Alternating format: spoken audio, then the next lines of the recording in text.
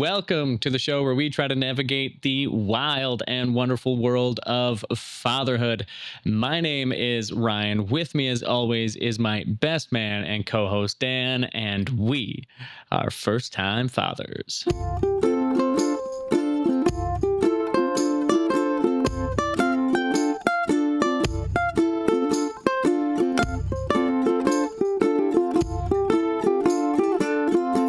Time for some science, babies. Woo! Yes. Today we have our first interview of the podcast. And with us today is a colleague of Dan's who used an alternative method of conception that we will let him discuss. So let's dive right in, shall we? With no more hesitation, I would like to introduce Kevin. Kevin, tell us a little bit about yourself. Well, thank you, Dan. My name is Kevin Smith, Sterling Heights, Michigan. I'm 30 years old. I've been married to my wife for 5 years, and we've known each other for 11, and we are expecting our first come here in June. So a lot of prep, a lot of boxes to unpack, a lot of things to still happen. I'm currently on my baby moon, as I was telling the guys. And yeah, our child is a product of IVF, and that's what I'm here to talk about today. Yeah, for those who don't know, IVF is in vitro fertilization, just one of the many alternative conception methods that you can undergo.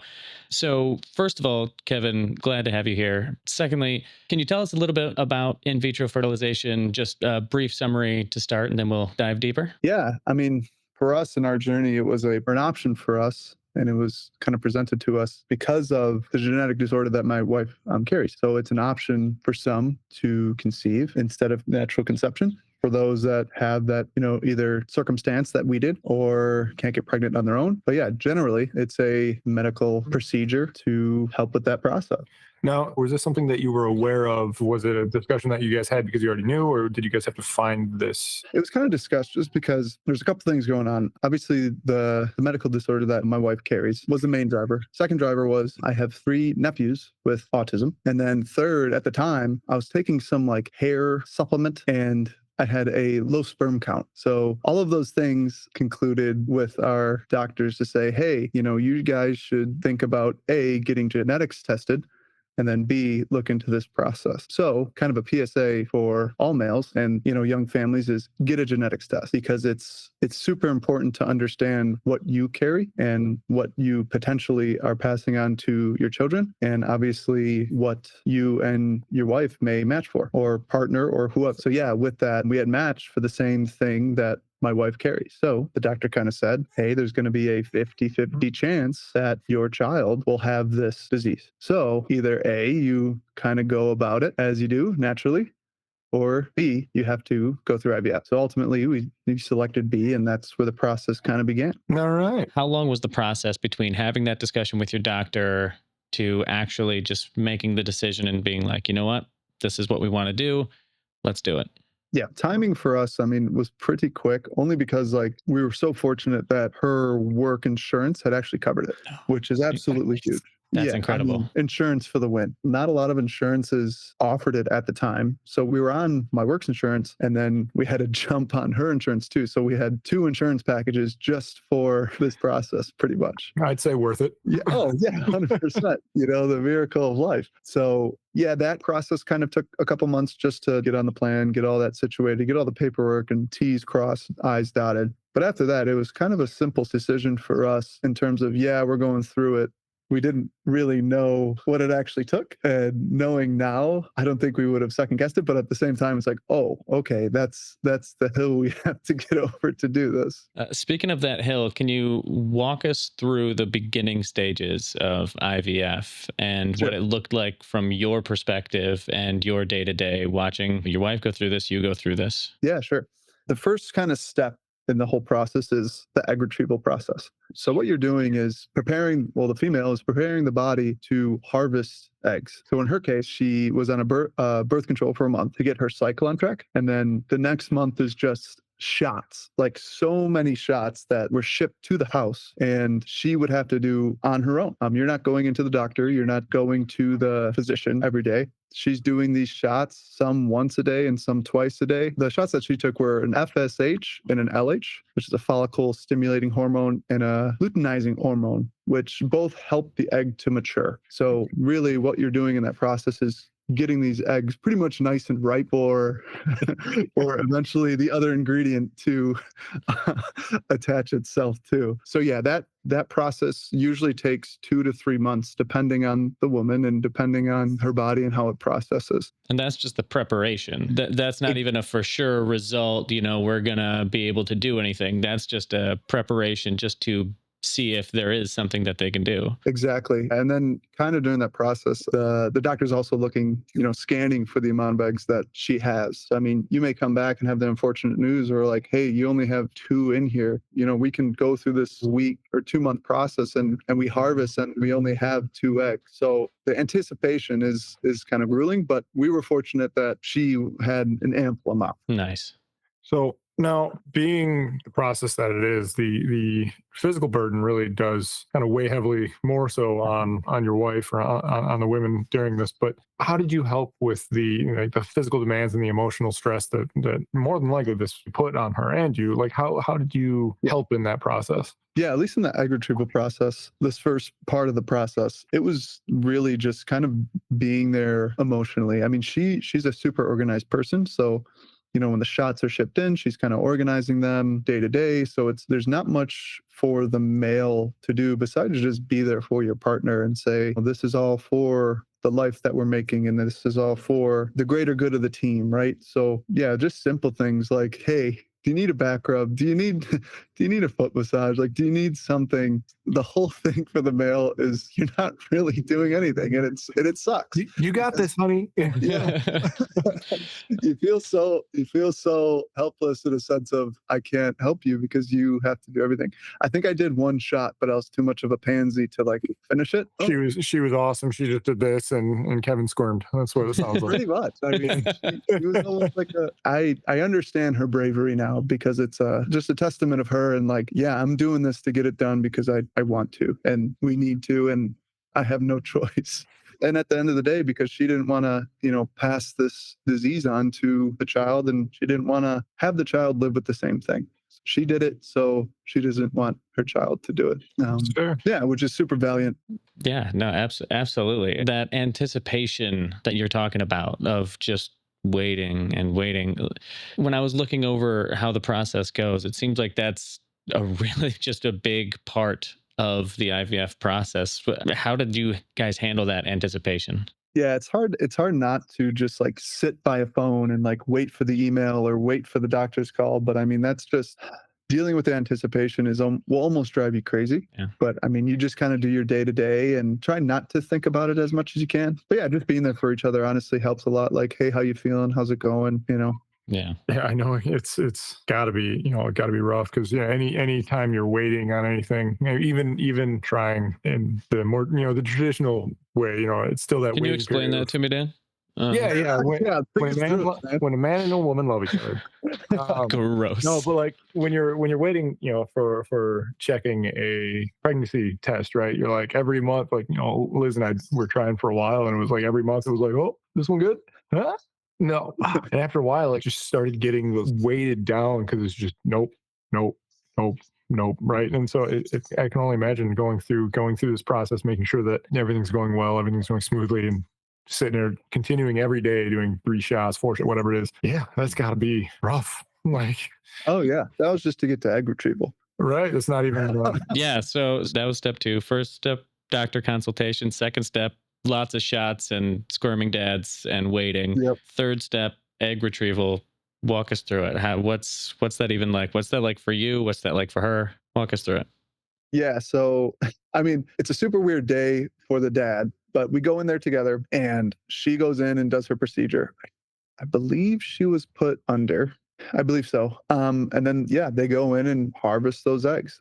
That's such a strange way of putting it. I know that's Right? like the proper way of Yeah. it saying they harvest the eggs. It just, It is so weird. it's so weird. And then and then for the dad, they have to get your harvest as well. So you go into this small little room and they it's so weird. It almost sounds worse when you say it that way. Oh, you got to harvest you. It's as weird as I'm trying it not to make it seem. Yeah. Like, so you go in this little tiny room. There's a drawer of really old nudie magazines that have obviously been used, and Oh, like they hand you a remote so you can put in an old DVD if you want, and then there's a bathroom in the back, and then you got to fill up the cup. It's and you can hear the doctors. You can hear it's the weirdest place ever. And Christina and I still joke about it to this day.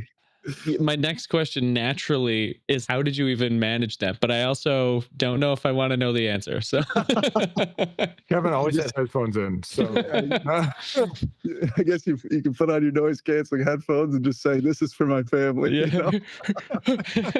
For Frodo. Oh my God. Yeah, it's a weird day.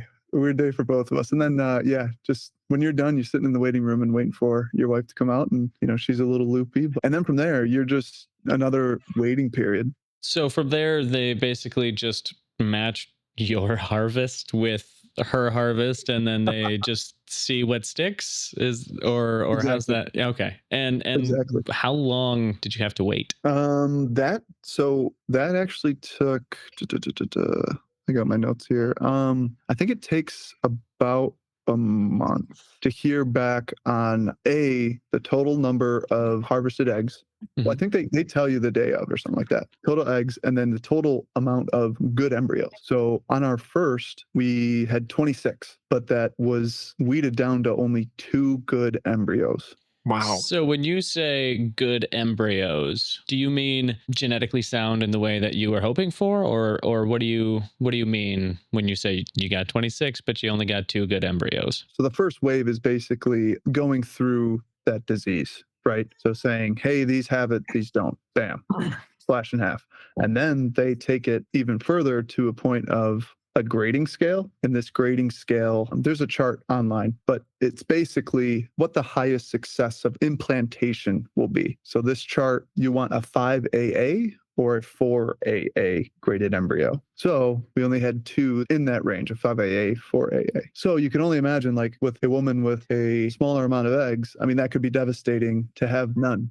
Absolutely. Yeah, no kidding. If you don't have that big of a harvest, your chances are even slimmer. I can't even imagine what you guys are going through, even with an ample harvest, as you said, is still weeded down to 2. That's crazy. Yes. Christina dreams of having a bigger family. So we kind of had no choice but to do another one. So again, that was 26 again, down to 3. So Wow. yeah. And then, I mean, there's always the chance of it not implanting. So how that process goes, the next part. So she went back on birth control, and then she went to the doctor for I'm probably going to mispronounce this, a hysteroscopy, something popey, Science. to make sure. Yeah, to make sure, as the doctor said, the condo was good enough to move into. Am I right? Livable. Got it. Yeah, livable. Exactly. Livable condo. Got it. I like it. Exactly. And then again, it's just injections, taking pills, estrogen, Wow. and then injecting oil into your butt. And then she also did blood work twice a week for quite a bit of time before the actual transfer. I happen to actually have another friend who, him and his wife were going through IVF, and she had to go in for like scheduled shots. I think it was twice a week for a while. And it was like you couldn't be off. It had to be like exactly at this time. Was that in this process? Yeah, but the trooper that my wife is, she said, "No, I'll just do it at home." So she was doing those herself. Well, I guess Fair if you're enough. super organized, that definitely helps. So does your wife work? And with the scheduled shots, if she's working, does she just go into the bathroom and stick herself with a needle? How does that work? Yeah, we're fortunate enough that she works from home, so it wasn't that big of a deal. It was during the holidays though, so it was during Thanksgiving where she didn't bring it with her because it was a big thing. So she had to go home to do these shots. So yeah, Dan, you're 100% right, where it had to be timed, and it had to be, your body was eating this medicine or consuming this medicine, and it would have to continue to be supplied the medicine. Yeah. Did that make her feel sick or nauseous or anything, or was she pretty stable through the whole thing? She was pretty stable, but the bruising of the actual shots was a big thing that she described, but maybe that's because she's not a professional. With vaccines and stuff, or any shots that that you get at the doc, those things can bruise pretty gnarly. So yeah, she had pretty big bruising for quite a long time, even after the embryo transfer. So before the transfer, just wanted to back up before we get too far ahead. What information do they give you about the embryos? Do you know, girl, boy, black, white, Yeah. do you know, how much do you know about the actual embryos themselves, other than the fact that they're, within the good range? Yeah. So that that grading scale is basically like the success rate only. Now, you do know boy or girl. In our case, we also knew that they would be a carrier of the disorder. So they didn't have it, but they'd be a carrier. But basically, that's pretty much all the details you can get. We said like, oh, this one's going to be more genetically gifted because it's a 5AA. It's a perfect, but it really doesn't. Mean this embryo is a music prodigy. This embryo will be very good at math. I'm sure in a different country you could create your designer baby, but not in America. Not yet. Are we allowed to know, girl or boy? Oh yeah. She's gonna be a girl. Amazing. We chose girl first. All right. The plan is to go 2 girls first, and then our boy, and then a girl. All right. Those embryos, you said you had to do more because she wanted a big family. You guys want a big family. So do they just freeze those embryos? How do they keep them? Yeah. Yep. They freeze them. So I believe the actual amount of time is they're 5 days old, I believe. So they're frozen at 5 years old or 5 days old. 5 years old. That would be crazy. That'd be nuts. This is my son. We got sick of him after 5 years, so we put him on ice for a little while. Yeah. Bring him back in a couple of years. Yes. Do the Walt Disney. We'll just freeze them. Yeah, this is how we do timeouts in our house. You are timed out. Literally. All right, Steve Rogers, you're going. Yes. All right, that's cool though that you kind of have it planned out. Like this is, because you always hear about, oh yeah, I hope we have this first, and then we go and have it. Like my family, we've got 4 grand boys. My parents are both like, oh, we want some little girls. Well, I guess we know a way to guarantee it, right? So that's bam. Exactly. All right, wife, you're going in for harvesting. Hopefully you're right.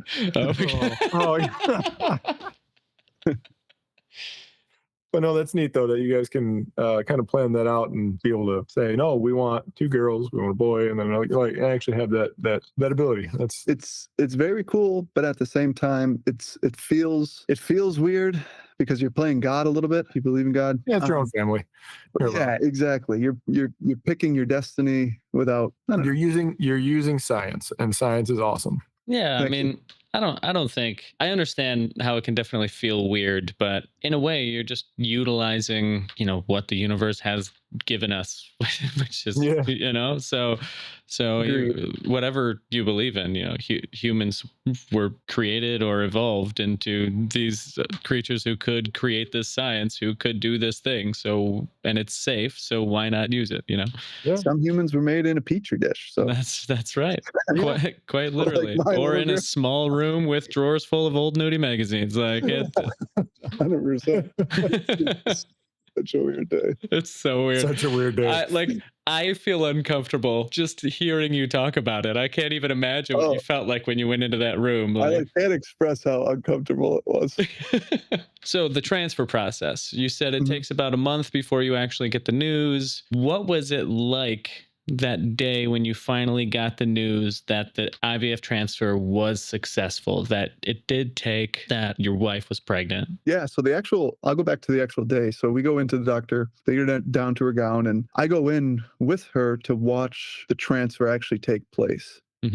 So they have a screen in there that shows the doctor actually sucking up the embryo in a needle, and then it has our name on it, our last name on it, to say, hey, this is yours. I don't know if that's true now. You guys could have switched and taped whatever name you want on there. so I guess that was them proving that it's ours. And then the guy walks it in and gives it to the doctor, and then the doctor goes in and implants it. And then you're watching the doctor kind of implant it, like the video's like, oh, this is your uterus, blah blah, and then it goes in and you watch pretty much life begin, which is absolutely incredible. Wow, no kidding. Yeah. And then 2 weeks after the transfer, well, basically when we walked out of there, yeah, she's pregnant, as long as it latched, right? As long as it basically caught to the uterus wall. But then 2 weeks after, we had to go in for blood work and see that you're pregnant or not. So again, that could be a terrible set of news if you go in 2 weeks after that and say, no, she's not pregnant. So yeah, I mean, there's a lot of points in this process, going back to the anticipatory feeling of even right here, was it successful? And it could very well be not successful, and you'd have to do the process all over again. Yeah, but especially, I mean, you went through that process of harvesting twice and feeling like if it doesn't take once, it doesn't implant, then it doesn't implant again. What if it doesn't implant 5 times and you only have 5 embryos? It's scary. Yeah, no kidding. Yeah. So the fact that it did take on the first try, I mean, that's awesome. Incredible. Yeah. So when you went back, you got the blood work done and they're like, yep, she's pregnant. What did you guys do to celebrate? How did that must have felt great. Well, it was just an absolute relief. I mean, we cried and cried and cried in the car, and it was just we got back to the condo and just kind of fell into each other in like a relief. And I mean, I don't remember what we did that day, but I just remember feeling the weight off your chest and the feeling of, okay, life kind of begins now. We can start planning a little. Now, obviously, the first 8 weeks are important for the beginning of life. And after that, we were like, okay, this is it. So yeah, just a huge weight off your chest. And we were just super excited from then on. And then after that process, every other week you're going in for an ultrasound. So yeah, looking good. Yeah, blah, blah, blah. And then after 12 weeks, you graduate and then you kind of go to your OBGYN or your midwife. That's cool though, that in that first 12 weeks, you guys get to see growth incrementally. Mm-hmm. Right, because the normal ultrasound schedule is like at 6 weeks, at 12 weeks, right? Yep. You get to 6 weeks because you're like, oh, are we? Is she pregnant? Like, are we having a kid? And then you're like, oh crap, we are. Like, holy crap! Yeah, And, that's your first. That's when and then all right, come back in a month and a half, and we'll check on the baby and see how they're doing. So it's really cool that you guys from the onset, right? You guys every 2 weeks got to kind of see how everything was, see the growth. that is a huge benefit. Because as anxious as I am, I like to see the progress. Yeah, right. Everything's still okay, right? Yeah, everything's fine, right? All right, Doc, thank you. I'll be back in 2 weeks. Honestly, we would have loved to have that because the entire time we were exactly like that. Like, everything fine? Is everything fine? Huh? Is everything wrong? Like, if she'd have morning sickness that lasted longer than just the morning. And of course, we have this thought of like, is something wrong? But they just kind of like looked at us funny when we asked for an ultrasound. And they're like, why? Like, we want to know. Yeah, come on, Doc. Right? So how did going through IVF change your perspective? Do you feel as though you're more connected to your daughter because you literally chose, obviously they brought it down to 5 embryos, but you chose one. You got to choose your child in a sense. Mm-hmm. So I know you're still a month away, but how does that make you feel? Yeah.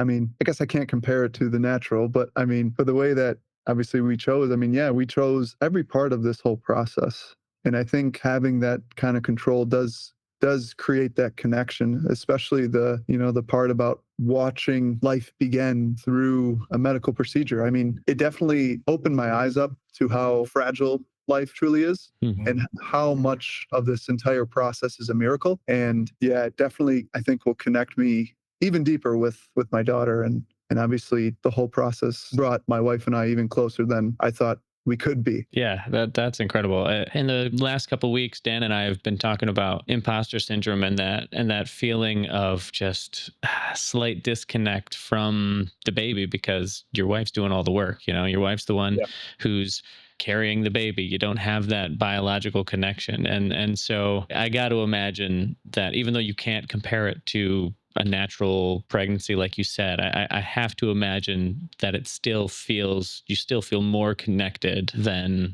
I do to my son because you got to watch every other week as this baby grew. You got to choose, you got to go through this process, even though your wife was still doing more of the work and is still doing more of the work and still going through more of the hardships. You were a bigger portion of the process, whereas I was, 30 seconds and now twiddling my thumb for 9 months, right? So I got to believe that you have a bigger connection. And I think that's awesome. Yeah, yeah. Obviously, the connection that you have is still your connection, and that's what makes it special. But yeah, just being more in tune with the process and being deeper involved, I guess, as a future dad is something very special. I agree. Wow. Because dads aren't really, like you said, involved. We're there for the first. Yeah, we did have time for 30 seconds. Yeah. Yeah. I think we're overselling ourselves. Yeah, probably. But we're, I'm announcing it to the world, so I can't say anything less than 30, It's a very good average. It's above average, man. Come on. Not to brag, but no. It's not my average. That's my max. Yeah.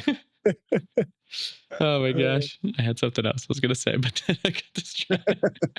Has your perspective on fatherhood and or pregnancy changed and altered going through IVF? Like, has there been any kind of shift in how you perceive things? Yeah, I mean, going back to what I said on how fragile life is, I think for me, trying not to miss a moment and being more hands-on with just life in general, I think this whole process kind of opened my eyes up to that. With doing that, I've been trying to prepare myself for fatherhood. I've been trying to something as little as getting off my phone more, and like I just got off all social media. I got off Snapchat. I got all to try to get out of the distractions and the vices. So when she comes, I can be as present as I can. Sure. And embracing almost boredom to a point where sitting and playing with my child will be utterly amusing, like absolutely the best thing of the day, not scrolling or just doing brain rot activity. Yeah. Absolutely. Yeah. No, honestly, you're not wrong though. It helps, right? It's probably a healthy choice. Get off social media and just exist in the moment and with the family. Yeah, with a kid running around, there's not much else you can do, especially once you get to where I'm at. Felix is up and moving, so it's like you can't take your eye. Like if you're the only parent in the room, you can't take your eyes off him. You don't know where he's going to go. We got a gate that I think he's going to knock over in the next couple of days. It seems so. Well, it doesn't help when your child's going to be like 6'8". I was just going to say, but he's going to just be able to step over it in a couple of weeks, so it's not even going to matter. Still not saying a single word, but he's looking at me like, "What's this going to do, huh?" Steps. He's already trying to wrestle you. Yeah. He's winning. He's winning. Yeah. And winning. So now that you are a month away from fatherhood, I mean, you're already a father, but since you're a month away from actually meeting your daughter, if somebody came up to you and said, "Hey, I'm about to start the process of IVF," what are some of the pieces of advice that you would give to them when entering into the process? So I guess one thing would just be open yourself up to obviously what the doctors are telling you, and be open to the advice that they give you. Really listen to what they're saying. Ask good questions, and don't be afraid to ask a stupid question, because at the end of the day, they're there to help you. They're here to coach you through the process, and they shouldn't be scary. They should be trusted. And then second, be there for your wife. Make sure you are as present as you can in terms of emotional and physical help. I mean, looking at the bruising and looking at the tiredness that, she had of organizing this whole thing is immense. And I think those two things are the two keys to having a successful experience and a successful procedure. Now, you mentioned no stupid questions, which I agree with, but were there any questions that you had? Not saying you have to say what they were, but were there any questions that you had that you maybe had that you're like, I don't know if I should ask that. Is that relevant? Like, or did you have those thoughts? Well, even as stupid as like, so how does the embryo get there? Like, how are you taking it out of the dish? Like, what Uber. And like, they're yeah. Uber, yeah. And they're, like I said, they're there to help. And the team that we had was super experienced, educated. And yeah, when you're open to learn and you're open to listen, things get less anxiety driven and more learning driven. You don't want anxiety taking the wheel.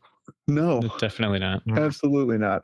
Those Uber drivers give me enough anxiety. I don't need help. Now, was there anything that you wish you knew before you started this process? Honestly, the amount of medication that Christina had to take. Because I mean, when you look up some of this stuff, it's like, oh, okay. Yeah, that makes sense. But I mean, how many times a day? And like the actual process is like, oh, wow, this is super involved and it's going to take a lot of time. But at the end of the day, that's what the nurses are there for. And that's what your doctors are there for.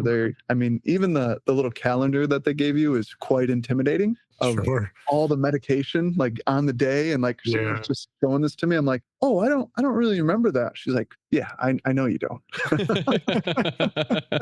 Seems very stereotypical, right? And it's just the guy's like, I don't remember that. Yeah. All I had to do was go into that creepy room. I mean, that's all I had to do. But that's a lot, like That is true. That is a lot. And I did my time. if you didn't do that, you wouldn't be where you are now. So very true.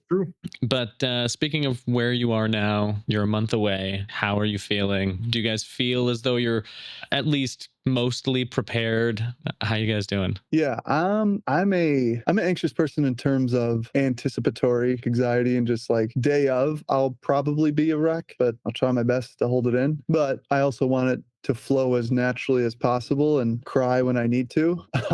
Not afraid to admit that I'm a big crybaby. But yeah, I think in terms of preparation, we still have a ton of boxes to open and it feels like we're moving in again. But yeah, we just finished our baby shower on Sunday. We had our work baby shower on, what was that? That's Thursday. Thursday. And then Christina has another work baby shower that I don't have to go to. Oh, rude. Oh, man, I'm baby showered out. I'm like, so yeah, we should expect one or two more gifts and then we're set. Nice. Yeah. That mess stays for a while. After our baby shower, we were missing a room for a long time at the house. So they didn't have time to unpack at all. We were busy and all this kind of stuff. And it was like, you're fine. We kind of, hell, we only just finished cleaning it out probably about a month ago. So we're 9 months in. You got to it. So yeah, I got done mostly. That's huge. Yeah. Checked it off the list. That's right. And then I had the pleasure of meeting your lovely wife on Thursday, and I mentioned something to her, and I was going to ask if anything has changed on that. Where in our experience here, everything with the pregnancy, everything was wonderful and still pretty manageable, and then all of a sudden, a single day hit, and it was just like, all right, I want this baby out now. Has that happened yet, or do we still got some time before? I think, yeah, we're 7 weeks away, so we're due on June 27th. So yeah, nothing too fun. Yeah, we were just sitting on the couch watching the baby make some waves in her stomach. She's like, "Whoa, look at this!" So like we're still in that phase of astonishment. It's such a weird feeling too when you like put your hand on it. You can like feel the baby moving underneath the skin, and it's just so cool. But it's so weird. I like anytime she's like, "The baby's moving," I'm like, "Yes, show me." Yeah, I know. We've been super joyous and like in just that feeling. But she calls it the parasite. So. Yeah, in our first or second episode, I likened it to aliens in the aliens shows. Yeah. Yeah, that's exactly what I imagined. That's like all I can think of it as when I see the baby moving underneath the skin, and we're only 5.5 months into this pregnancy, so the kid's not even all that big yet. So I can't imagine what it's like at 8 months. So he says not that big, but he was a 12 or 13 pound baby. So this kid's probably already 8 pounds. I was 12 pounds. Yeah. Yeah. That's crazy, man. I was a week and a half late. But wow. I'm still, I was a month early, but even if I was another 2 months in, I wouldn't be 12 pounds. So no, but you're also 4 pounds. 6'3". So yeah, I was under 5 pounds though. So I was itty bitty. You're also a genetic specimen. So I don't know, man. Yeah. It's true. It's true. You'd probably be a 5AA embryo. Oh, okay. Good to know. I'm glad you think so. No, but that's awesome. So another question that I had was, what was your support system like through it all? Because obviously, you and your wife are in the thick of it, but what was your outside support system like? Did you have a lot of support? Was there any pushback? We opted to keep it kind of private. We only had my parents involved because we needed their DNA to check in terms of genetics where the disease was from, or the condition. How did that conversation go? Hey, Pop, Mom, I need your DNA. Like, Exactly. Using our old terminology, we need some harvest. I'm here to harvest you guys. What? Open up. Yeah, I mean, that's exactly what happened. We had them over for dinner and said, hey, we need to ask you a favor. They cotton swabbed their mouths, and I think they went up their nose too. That was going to be my next question. If it was just a cotton swab or if it was something else. Yeah. Just like, get in there, Dad. And just I just ate. What is there going to be? Is that going to be a problem? Like, I don't know. We'll send it. Let's see how it goes. Why do these genetics seem like turkey? I don't know. I was saying, if they get some pasta, it's fine. No, it's an Italian baby. I don't know. So when did you guys decide to, because you're doing this, I'm assuming that more people know now that it's something that you went through. How is that reveal like? We haven't told too many people besides, I guess, the World Wide Web now. So yeah, I mean, it's not that big of a shock, but it's more of a shock when you describe the process, because generally when you talk about it, it's like, well, either it's a stigma thing where it's like, oh, that's expensive, or it's like they don't really know the process.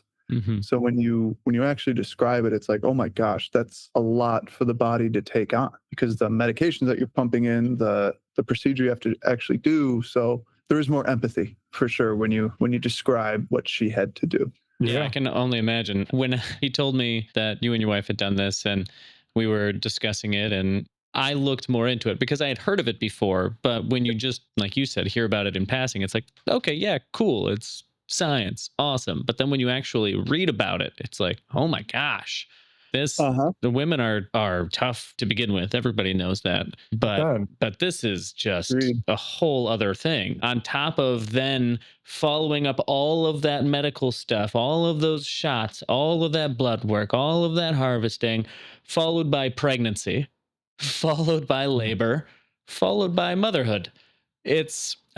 Damn, like right? That 9-month pregnancy window almost turns into 2 years, right? Because you have the 9 months of the pregnancy, but then the year and a half that leads up to it, trying to figure all that out. Yeah, I tell Christina all the time. I tell her, I'm so glad I chose to be a boy. I chose, yes. I was in there. I went, you know what? I don't want to be where I am now and doing. No, I'm not. No kidding. It's something. But yeah, before I'd spoken to you about this process and seeing another friend of mine go through it as well, my knowledge of what IVF was just, there's implantation. Mm-hmm. But I literally knew nothing outside of that, right? I knew you had to find good embryos, but I didn't know how that process worked. Yeah, I think in the future, as more and more insurances pick up this bill, basically, more and more males and obviously couples are going to be educated on it.